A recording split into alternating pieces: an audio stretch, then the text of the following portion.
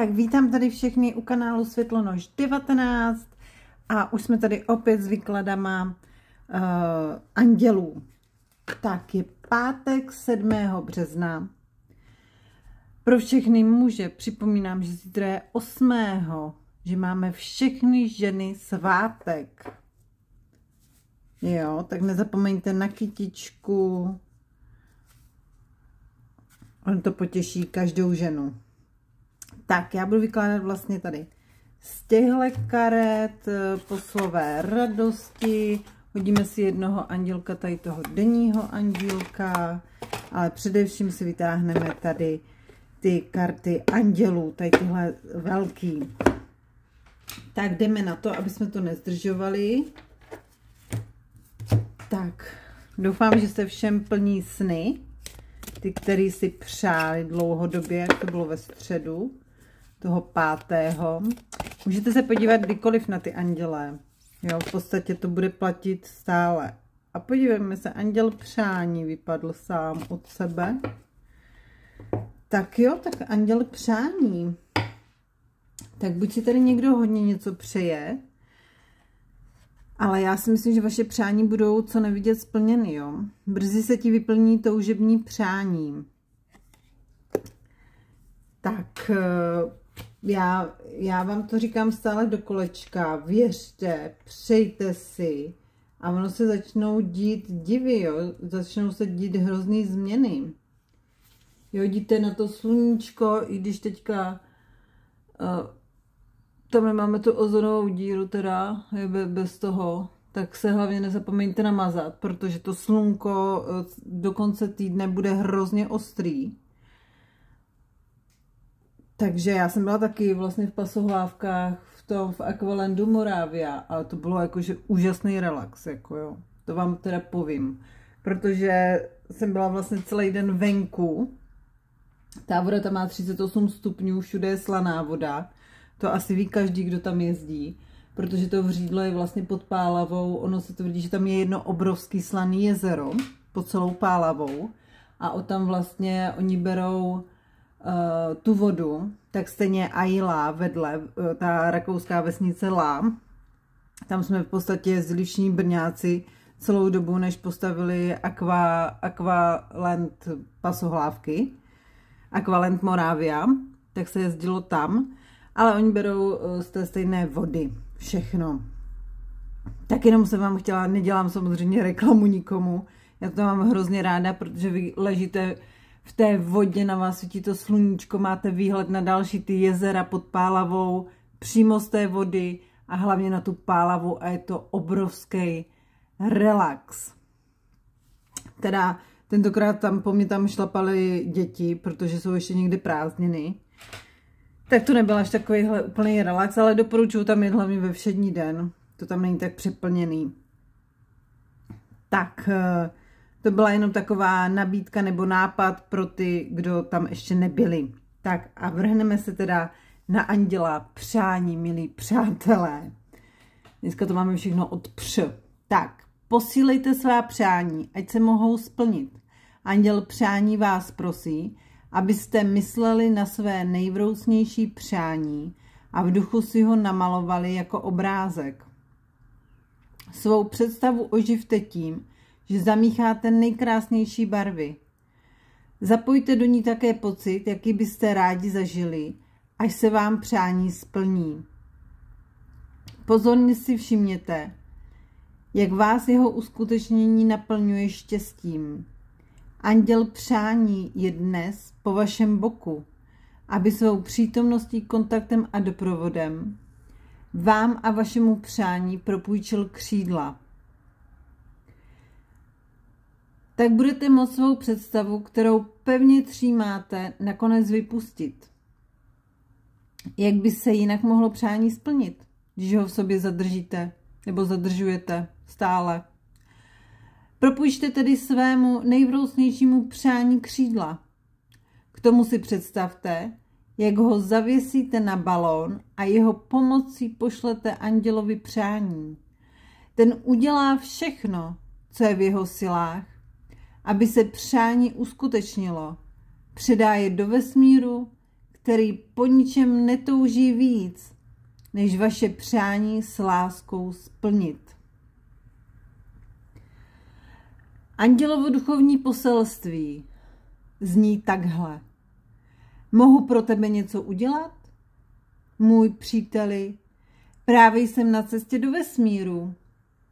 Dnešek je vhodný k tomu něco si přát, nemyslíš? Mé dnešní přání k vesmíru zní, aby se všechna tvá přání splnila. Dělám to rád, mezi přáteli to tak přece chodí. Tak, tohle jsou vzkazy pro vás od andělů. Oni vás všechny milujou, jo? Akorát, že musíte věřit. Věřte a začnou se dít opravdu věci, divy, prostě začne se vám dařit po finanční stránce, ve vztahové stránce, po vztahové stránce teda. Ale věřte a přejte si, jo. Důležitý je si umět si přát.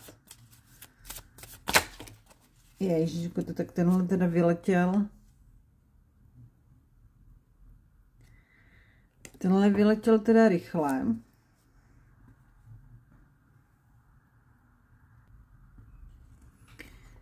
Tak tenhle anděl vlastně vám říká, mějte důvěru. Mějte důvěru. Posunout se vpřed nutně nevyžaduje, abyste měli důvěru v sebe sama. Stačí důvěřovat ve vesmír spolu s vědomím, že vesmír působí skrz vás a s vámi všemi způsoby. Opřete se o ten vesmír, pokud vaše sebevědomí není úplně tak v kondici, a my podpoříme vaši odvahu a víru. To vám vzkazují andělé důvěry. Jo, přejte si a důvěřujte. Jo, mě teďka jde. Přejte si a důvěřujte, milí přátelé. Jo, když budete mít tu důvěru, tak nemusíte ani věřit sami sebe, ale důvěřujte tomu vesmíru, těm andělům. Jo, to vám říká tady tahle kartička. Důvěřujte v ten proces. Jo, protože vesměs všichni to máme daný. Tak a teďka vypadly tyhle dvě a necháme je tady. Ne, 3 dokonce vypadly. Tak to budou 3 vzkazy tady od těchto andělů. Asi je to potřeba, aby to někdo slyšel. 4. Podívejte se na to. 4 tam jsou kartičky. Tak je tady necháme. Tak, výjimečně teda tady tyhle 4 kartičky půjdou. Tak, první tady s tímhle zeleným andílkem. Pro někoho třeba, kdo má rád zelenou barvu. Ten je tady zamýšlený a přemýšlí asi, kam povedou jeho kroky. Jo? On tady stojí u toho okna nebo u dveří, ale chystá se na nějakou akci. Jo? Tak třeba je to vzkaz pro vás. Když andělé slyšíme modlitby, sestupují z nebe a tančí. Jo, mi připadá tenhle andílek, že se chystá na nějakou akci. Asi vám říká, šlápněte do toho, udělejte to teď a tady, máte na to celý víkend. Tenhle andílek, tady to bude souviset asi s dětmi. Když jsou mé modlitby prosté, upřímné a čisté, vesmír nebo Bůh za mnou posílá anděla se záplavou duhových úsměvů. Jo, a to je vlastně o té důvěře, jo. Jo, když vlastně vy se budete modlit k těm andělům, k vesmíru a bude to ale upřímný a čistý, ne zákeřní modlitby, aby něco někomu se stalo, nebo abyste vy byli bohatší než ten druhý. Prostě s čistým srdcem, když si budete něco přát, tak vám to ti andělé sešlou. Další andílek, co nám vypadl. Tady někdo asi nemá brát sám sebe až tak moc vážně. Tedy si hrajou ti andělé. Nebo ten anděl vás vyzývá ke hře. K nějaké. Čistotu srdce dostávám od svého anděla strážného. Jo, měli byste si s čistotou, měli byste žít teď a tady s čistým srdcem. Jo, mi teďka takhle přišlo. A ten 4. andílek, tak ten úplně mu tady hoří asi hlava. Ten úplně tady čiší energií. Takže to je pro ty, kdo má přemíru energie teďka. A ono se to hodí, protože tam svítí hrozně moc to sluníčko. Je agresivní to sluníčko teda. Můj strážný anděl je zdaleka nejlepším krotitelem mých záchvatů strachu. Tak možná ta energie vyplývá z vašeho strachu. Jo, nebo vás pozbuzuje přímo tou energií, abyste se ničeho nebáli a šlápli do toho, jo. To ale každý bude vidět sám. Tak a v neposlední řadě si hodíme ještě tady kartičky radosti, samozřejmě tyhle. Karty radosti. Šup, ještě jedna.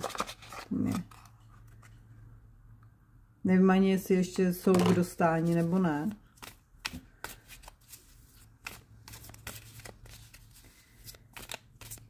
Tak, z karet radosti si vytáhneme pár kartiček. Už nám to tady lítá. Zesílená intuice.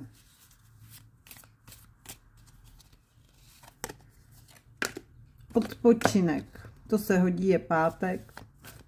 Máte víkend před sebou, spousta lidí nepracuje o víkendu. Pevné rozhodnutí. Někoho čeká o něčem rozhodovat. Čakra 3. oka, to je ta zesílená intuice, přátelé. Držte se toho, co vám bude říkat. Kouzlo osobnosti. Tak ono to, ta kouzlo osobnosti, to úplně souzní s tím 8. březnem, zítra. Tak to je vtipný. Kouzlo osobnosti a plodnost.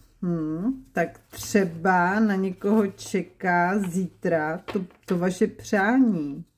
Výstup z komfortní zóny. Plodnost. Nebo opravdu to někoho nakopne k tomu začít znova od znova. Jo, že něco někde s někým ukončí. Prostě začnete znova. Síla úsměvu. Budete se smát, srdeční čakra. Hodně to bude o srdci, o lásce. Tak chlapi, pozor, pozor, pozor na to, abyste někoho nesklamali. Příliv financí pro někoho bude a pro někoho to bude nová láska, dokonce svatba. Tak, podívejme se na to. Tohle se vám všechno udá asi během víkendu, možná začátkem příštího týdne. Tak, to je pro dnešek všechno, milí přátelé. Děkuji vám za pozornost, děkuji vám hlavně za odběry.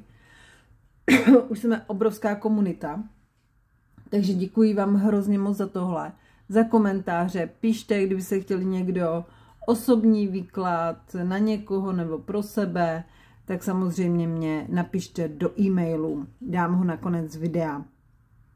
Tak mějte se všichni krásně a s úctou a pokorou vaše Světlonožka. A na viděnou v pondělí, nebo ne na viděnou, naslyšenou přece. Tak už se s váma teda loučím, mějte krásný víkend, všichni ve zdraví a užívejte sluníčka, ale pozor, hlavně se namažte minimálně 50. Opravdu to opaluje. Jo, a tohle slunce je nebezpečný. Tak, mějte se krásně a v pondělí